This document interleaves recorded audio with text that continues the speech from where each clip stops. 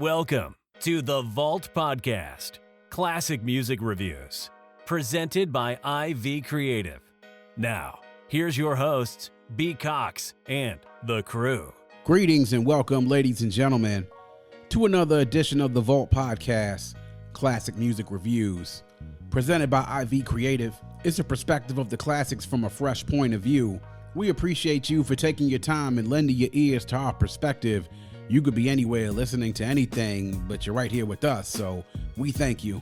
With you today is yours truly, B. Cox, and once again, I'm manning the ship solo for this week. No crew with me again this week, but hopefully we'll have them back on again soon. Shout out to the crew out there handling their business. And of course, I'm here to chop it up over the classics once again on another week of the Vault Classic Music Reviews. Got to stop and, of course, give shout outs to everyone outside. We talked about it last week about the reception that we've gotten, in January being a very, very good month for us. And I have to say it again, so far the month of February is getting off to a rousing start. Been great number-wise, the things we've been saying. Of course, shout out to all the listeners everywhere. Special shout out to my international listeners out there in the UK, in Australia, Germany, France, also in India, Brazil, Chile, Peru, Mexico, Canada, of course, as well across the border. Got to thank all y'all as well. And of course, across the United States. Special shout out to those listeners out there in the Empire State, New York, Massachusetts, California, and then of course right here in my hometown, DC, and Maryland and Virginia as well. And of course, shout out to the state of Ohio, man. Y'all been showing some love as well. So thank you for tuning in to us. We do everything here for you. And we love to hear your feedback, of course. Just make sure you're interacting with us on all the socials and continue to send us those emails. Join us on Twitter, Facebook, and also on Instagram. We love being able to interact with y'all, and we love the interaction from everyone who listens to and partakes in the show. We like to chop it up over the classics on the Vault Classic Music Reviews, and we always like to go back in time, and today we go back 20 years, and this is a good one that I've gotten a lot of positive feedback for people that found out we were doing this album today. It's released 20 years ago, actually yesterday as of this recording. Of course, I'm talking about none other than Mr. Tony Stark himself, a.k.a. Pretty Tony, Ghostface Killah, and his second studio album, Supreme Clientele, released February 8, 2000 on then Epic Records. Whoo, man. We've gotten a lot of good feedback from this from a lot of the listeners. People on social media, when they saw that this 20th anniversary just came by for this album, it's a lot of positive feedback from people who were listening to that album at that time. A lot of Ghostface Killah fans out there. And of course, how could you not be? The boy Tone puts out great product and did for the better part of a decade after the Wu Tang debut album, 36 Chambers. This second studio album is something that's left a mark on a lot of us. And for those of you who were around at that time that received it in the year 2000 when it came out and have studied it over the years since it's been out, will tell you that it's an album that definitely leaves a mark and leaves an impression on you. Not only the music itself, but when you do your research on this album, I think to me, which stands out more so than anything else, is the story behind this album. It is quite intriguing, and I did quite a bit of research leading up to this album this week. It's an amazing story when you start getting into the granular details of things that happen. So first, we're going to go ahead and get into the particulars as we do every single week with these albums that we reviewed. The who, what, where, when, and why. Released February 8th, 2000. Recorded between 1998 and 1999. New York City and also in Miami, Florida. Runtime of 64 minutes and 10 seconds, which for all the tracks that are on here, including skits, seems very, very short. And it's a great job of them not making this album way too long. Label, of course, we said is Epic Records, and picked up by Sony and Razor Sharp Records, LLC. Producers on this, executive producer, you already know who it was. It's your boy RZA, along with Ghostface, who had a lot of creative control involved in this as well. And there were a lot of different other producers that played a part in making beats for these albums, including Black Mozart, The Blacksmiths, Juju from the Beatnuts, Carlos 6 July Brody as well from the Hitmen. You also had production by Chew the Specialist. Inspector Deck made a track for this as well. Mathematics, and also Carlos Bass. So there were a lot of different producers that made beats for this album, but Eventually, what happened, as we find out in the making of this album, that Ghostface and RZA remixed and did all the tracks on this album. The producers gave their contributions for the beats, and RZA remixed and remade everything that was on there to sort of make a cohesive effort. So, Supreme Clientele, Ghostface's second album. Now, of course, his debut album was Iron Man, which came out in 1996, 4 years prior. So he took quite a bit of a break, but there was a reason why Ghostface took a break from recording albums. He had a lot of different things sort of going on. So just to give you the background of what was going on, as I found out through my research and then stories that you hear afterwards, is that in 1997, actually, Ghost was going through a lot of different things. He was suffering from diabetes. The diabetes had a large effect on his health. He was going through some health challenges, and he had just released Iron Man. He and RZA took a trip to West Africa, to the country of Benin, and they went to where he received what he called spiritual healing, and also was treated by a bush doctor in West Africa and Benin because he didn't trust traditional medicine in America. And while he was going through that spiritual healing and his treatment, he did a lot of different things and some soul searching when he was actually over in Africa. As a matter of fact, there are stories that have come out that have said the first lyrics for Supreme Clientele were written on the floor or dirt ground of a hut inside of Benin. And that's when he penned his first lyrics. No music, no beats or anything to work with, just a simple pen and paper and just to write down lyrics for him to start thinking about things. And when he went through this healing, and it was for a few months that he did this, he found himself and came back to the United States when he was done, ready to go. He had told in an interview with The Source when he took that trip over to Africa that it was inspirational for him. He said in the interview with The Source that, you know, fuck all this Tommy Hilfiger polo and all this shit. You know, like how everybody know how Ghost voices. He's a character, man. We'll actually get into that later as well. He said, they don't give a fuck about none of that in Africa. Everything is the same. But over here, everybody want to be better than the next one. Nah, it's not like that over there. That might be fucked up money-wise, but trust me, the motherfuckers is happy. Them niggas is in harmony because they got each other. So when he went ahead and did that, then he began to pen his verses, and what he would write, the verses were particular songs to Nutmeg 1 and then also to Buck 50. This was sort of the beginning of him starting to go through this process before Supreme Clientele. And everyone sort of needs to understand exactly where the Wu Tang was as a group in particular. After the 36 Chambers and after the first round of those Wu Tang solo albums, To Cal by Method Man, Only Built for Cuban Links by Raekwon, Liquid Swords by GZA, some of the Wu affiliates also having their debuts, Gravediggers, Sons of Man, putting things out in between that time. RZA sort of got, with the second round of Wu-Tang debut albums, getting different producers to handle different projects, with Method Man's second project, which was To Cal 2, and also Raekwon's Immobilarity, and a lot of other projects coming out around that time. He specifically wanted a hand in doing Ghostface's second album.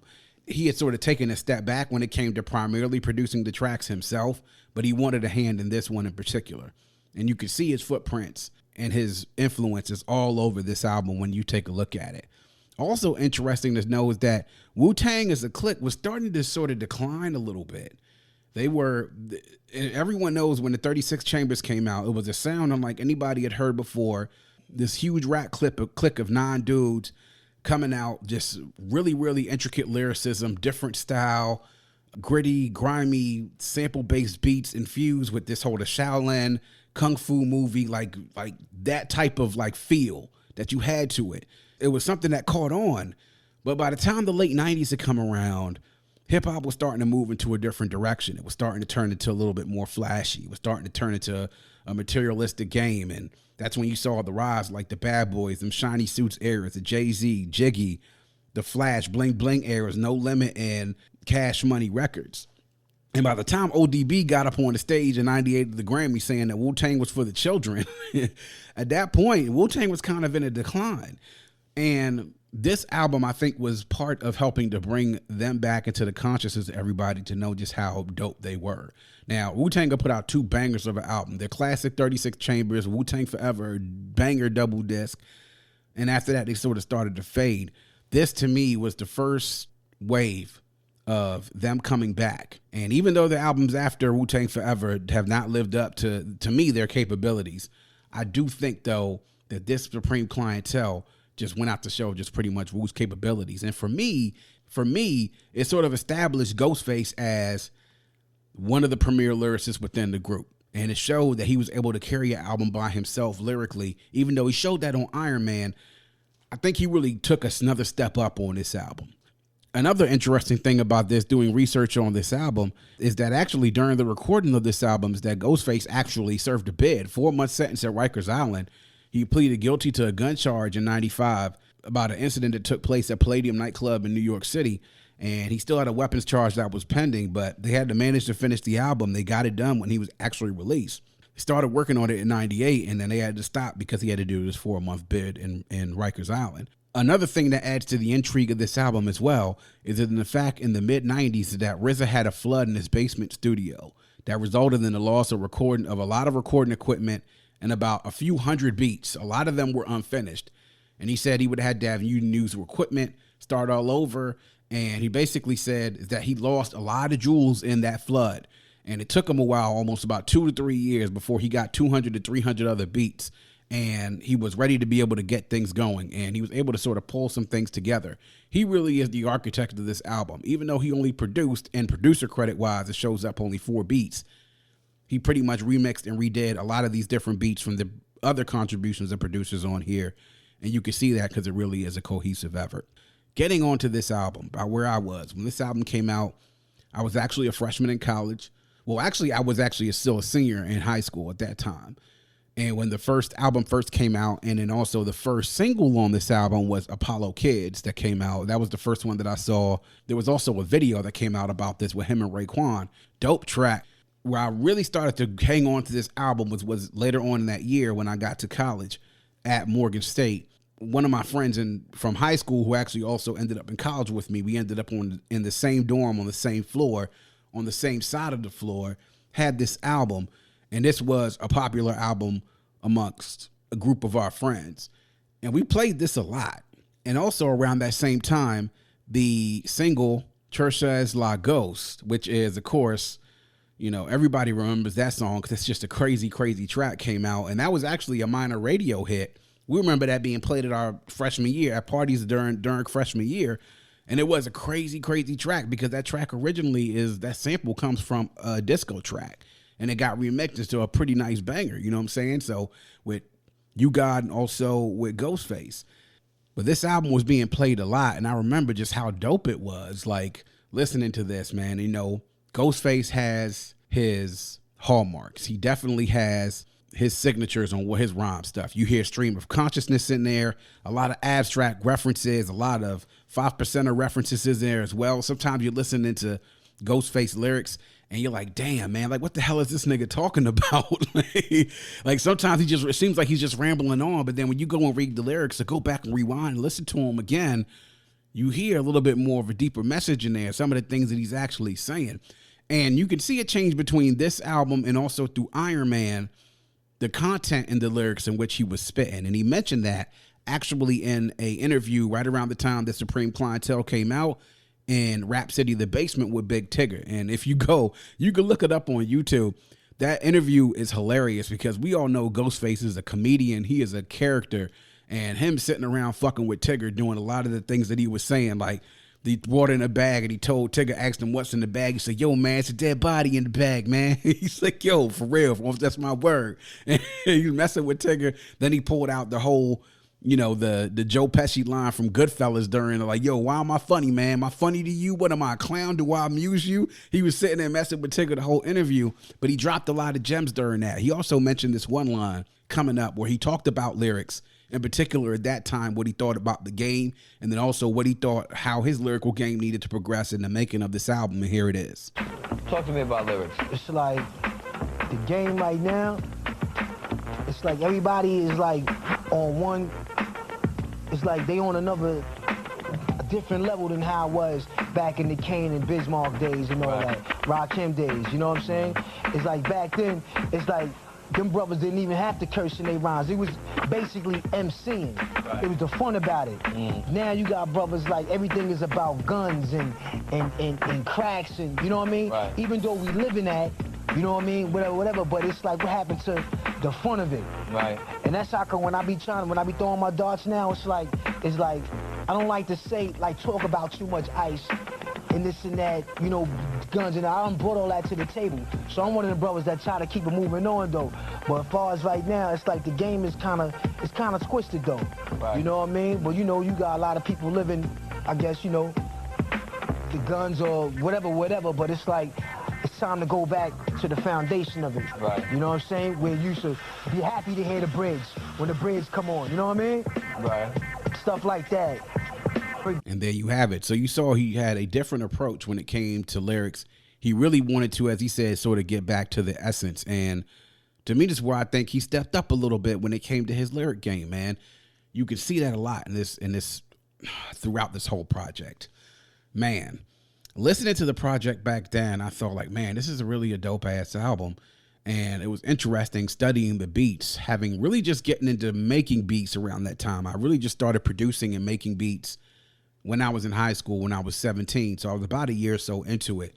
It was interesting listening to the beats that were being made and the samples that were being used and the vocal samples that were being used and thinking like, damn, man, how can I get to that level of being able to make beats like that? I wouldn't learn until many, many years later. And even then, my beats weren't to the quality that were up there, but we're talking about some A1 producers that are up there. We're talking about, you know, Mathematics, also RZA, Juju, of course, 6 July, all these guys that were were producers that were dope as fuck that I knew I wouldn't be able to get to that level, at least not anytime soon. Listening to it coming up this week. Wow. I didn't think that you could feel much better about an album, but I hadn't heard this album in full in about a number of different years. I want to say I probably hadn't sat down and listened to this album from front to back all the way through in about, I would say maybe 6 or 7 years. And I was listening to it this week, and I listened to it one day, and I think every day after that, I listened to this album every single day afterwards because I couldn't stop playing it. Because every time I would play it, I caught something else, lyric-wise or beat-wise or some other element that made me stop and say, damn, man, wow. Like, listening to this album now, visually, let me paint the picture for you. Anybody who's played Street Fighter knows Dalsum, okay? The Indian character, the dude, real skinny, arms would stretch, legs would stretch. And of course, he had that Yoga Fire and Yoga Flame. This album is the audio manifestation of Yoga Flame. Just a long, continuous stream of fire. And it's heat. I feel even much better about this album now than I did 20 years ago. And studying this, it's like, wow, man, there's so many things that I didn't catch. My 18-year-old self didn't catch back then. And now being 38, listening to it, having now listened to hip hop now for so long and being involved in the game and having written lyrics and also produced, catching so many different things that happen. It's like, damn, yo, this shit. This is wow. This is something that has aged very, very well. So just to sort of get into some of the tracks that I love, you got to love, of course, Nutmeg to start off. I mean, it's just really, it's a dope ass beat featuring the RZA. And it's a great way to sort of start the album out. You know, you got Prototypical Ghost. And then right after that, you follow up with One. And I think One may actually be one of two favorite songs on here. It's a dope beat as well, man. This was done by Juju. And man, the lyrics on here and then that vocal sample of that One just sort of catches you. It was hypnotic sort of and changing. And then you got Ghost, of course, spitting.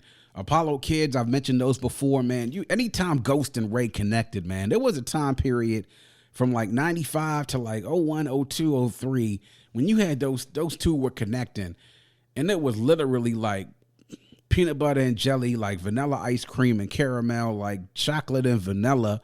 It just went together from Only Built for Cuban Links all the way up until the early 2000s when Ray and Ghost hooked up on something you already know it's going to be a straight heaters. And Apollo Kids is no different. Ill Ass beat by Hassan as well too, man. And that was the first taste that we all got from Supreme Clientele in the beginning. $150, Great verses, of course, by Method Man, Rap Man, and Ghost, and there was Capadonna on there. I have to be honest, I'm not really a really big Capadonna fan. I'm not a big fan of him at all. I think he has some dope lyrics, but I've never really been a big fan of his flow because I feel as though it's inconsistent, man. And so I wasn't a big fan of Kappa. I know some people swear by him, but I wasn't a big fan of him, but you know, he does have some ill ass things he be saying, but it's just sometimes it's like, damn dog, like your flow's so inconsistent, bro. Like, come on. Mighty Healthy was, that beat by a law of mathematics. And then the game that you hear spit by Ghostface in there, man, it's crazy, man. Stay True was produced by Inspector D, ill ass verse, ill ass beat by Deck.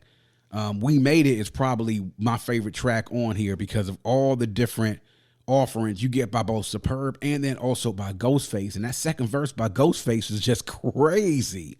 Of course, we mentioned Church as La Ghost.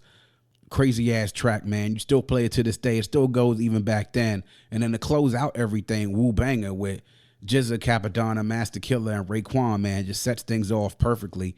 But those are really my favorite ones. But there's not a bad track on here. I definitely appreciate, though, one that I didn't leave out. I didn't mean to leave this out, but this is one of my favorites as well, is Malcolm.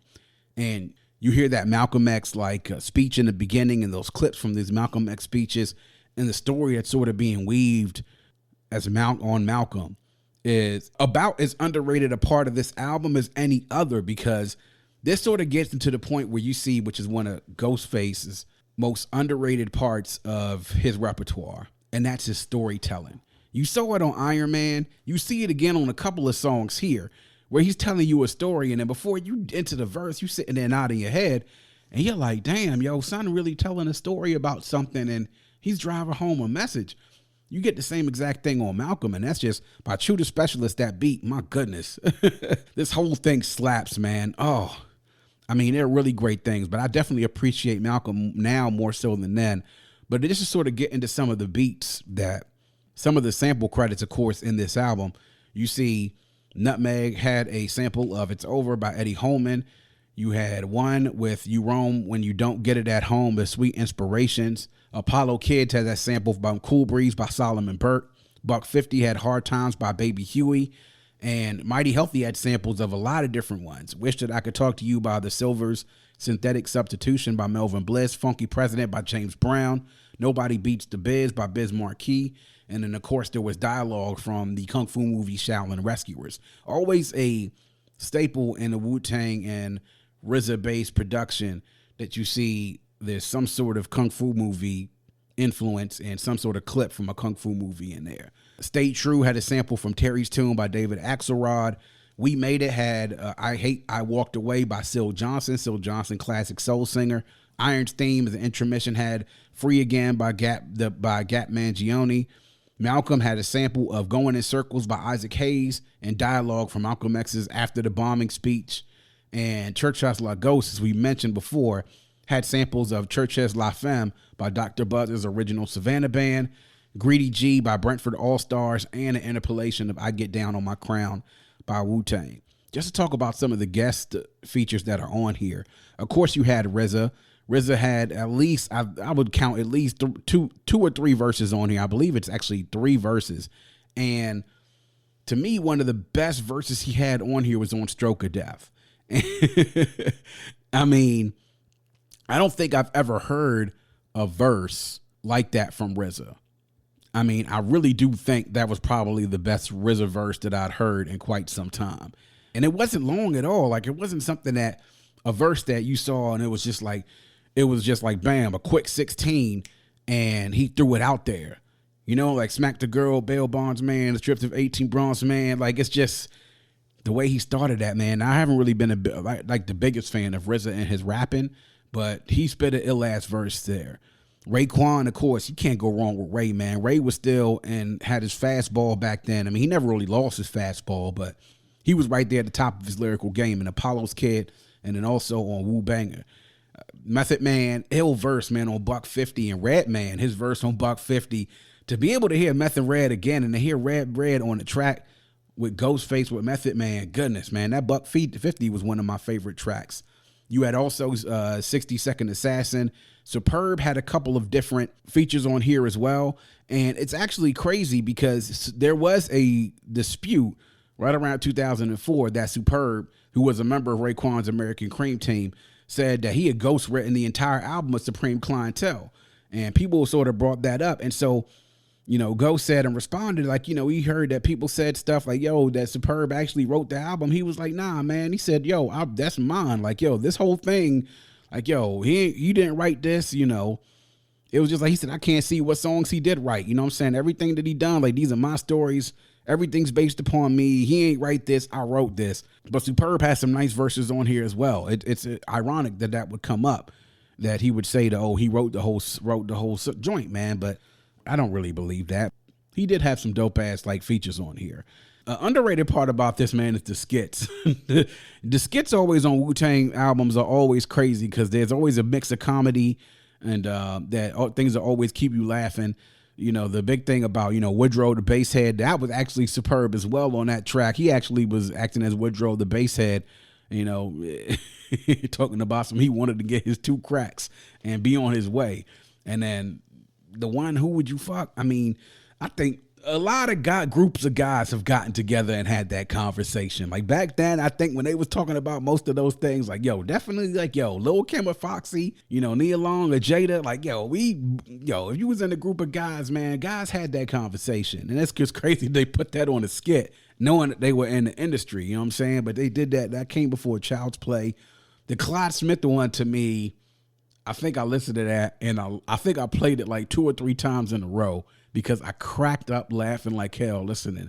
Now, Clyde Smith, for those of you who don't know about this skit, was Raekwon, having his voice altered, pitched down, where he was acting like he was this dude who was in jail, like this OG in jail, and this OG, and his real name was Clive Smith, and this was actually something they used to get back to talk about 50. Now, 50's in his song, I believe this was a song in 99, How to Rob.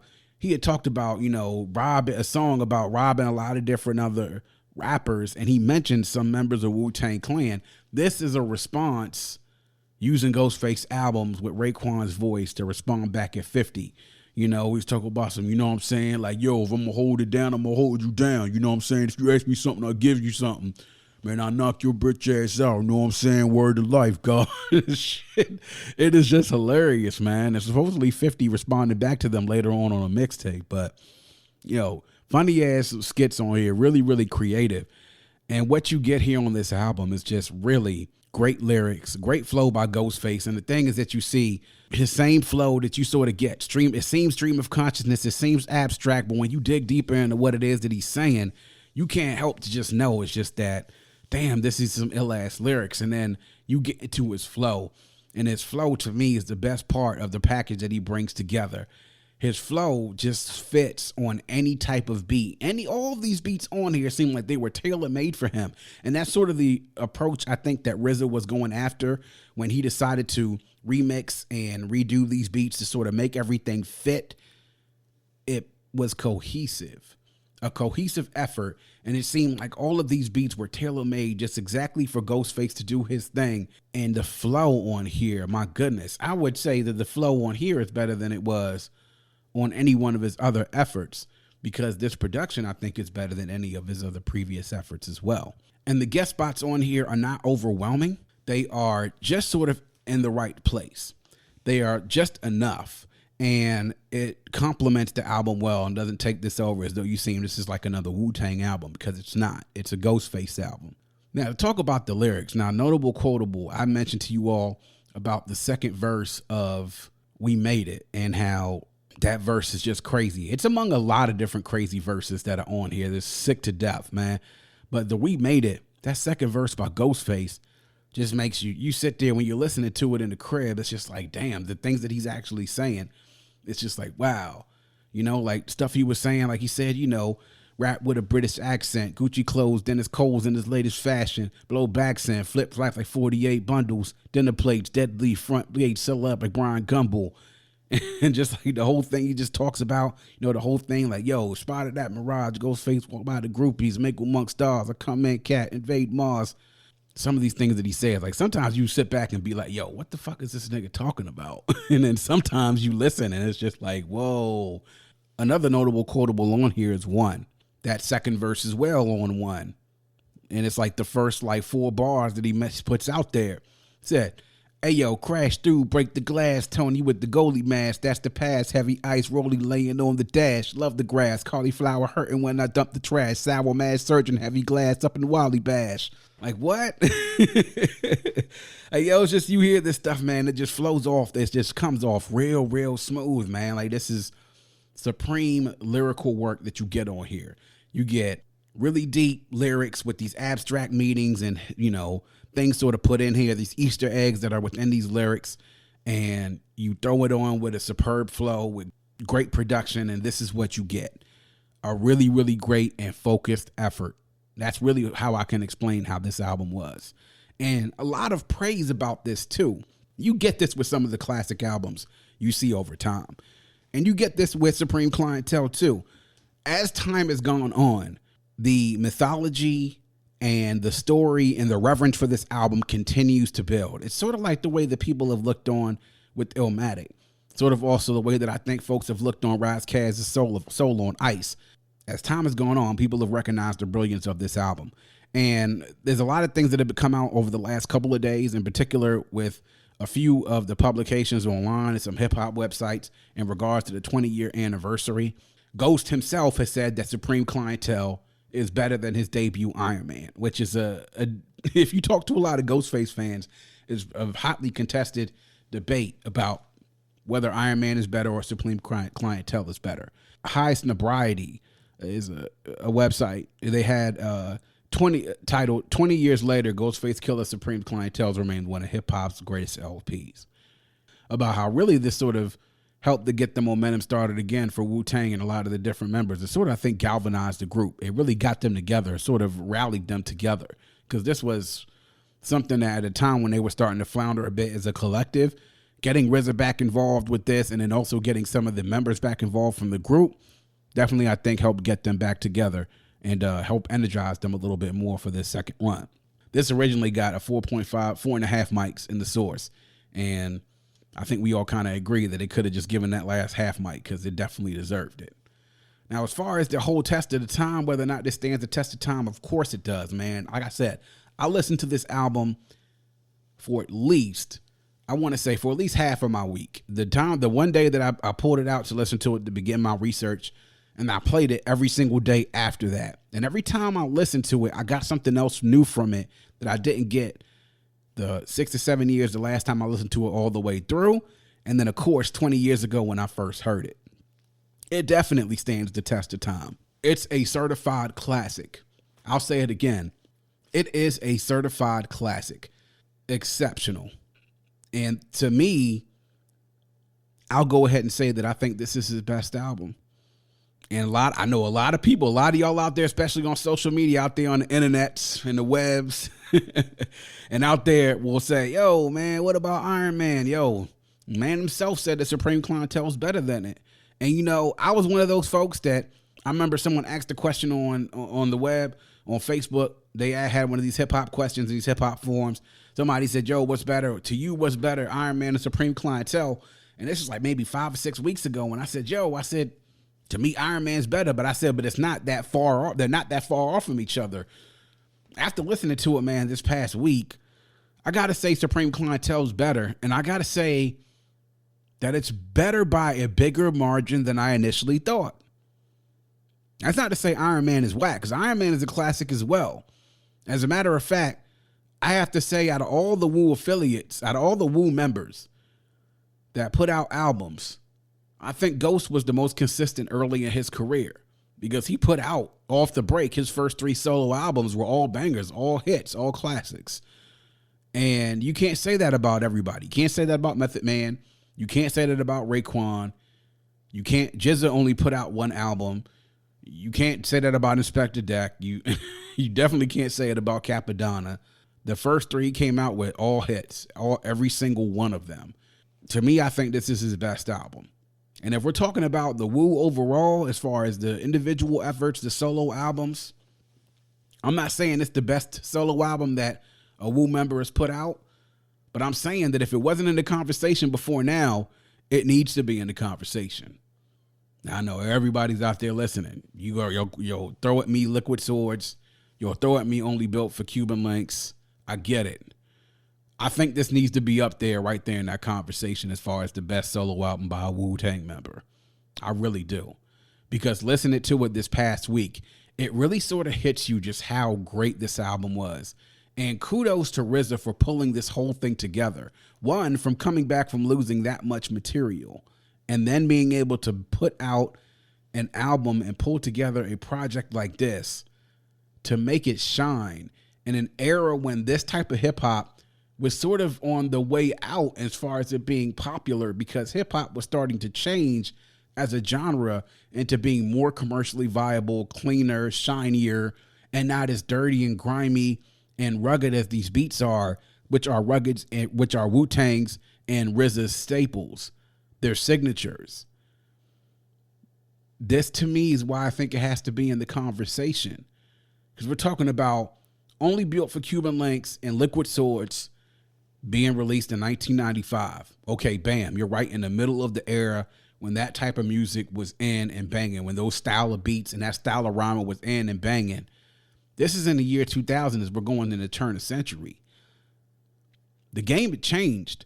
And this album, while not platinum status, not commercially, successful with the singles with Apollo Kids and Church House Like Ghost, but bro, listening to this 20 years later, you cannot listen to this and be like, this is masterful.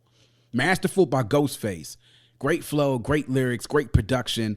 And great offerings by all these different producers to give them their beats and then have the confidence for RZA to be able to pull it together, to put together 21 tracks of an awesome, awesome project that 20 years later still bangs.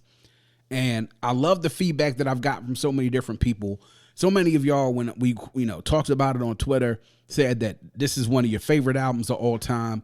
I had a few people tell me that this was their favorite album of all time, bar none, hands down. Not just Wu Tang album, not Ghostface album, their favorite hip hop album of all time. I'm not going to go that far and say that, but I will tell you this. After reviewing this now, after not hearing it in full in about 6 or 7 years, this has definitely moved up my list.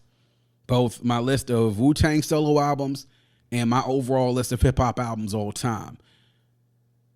Masterful effort. Bravo. I have to say that to RZA and to Ghostface and the whole team that made this album come together.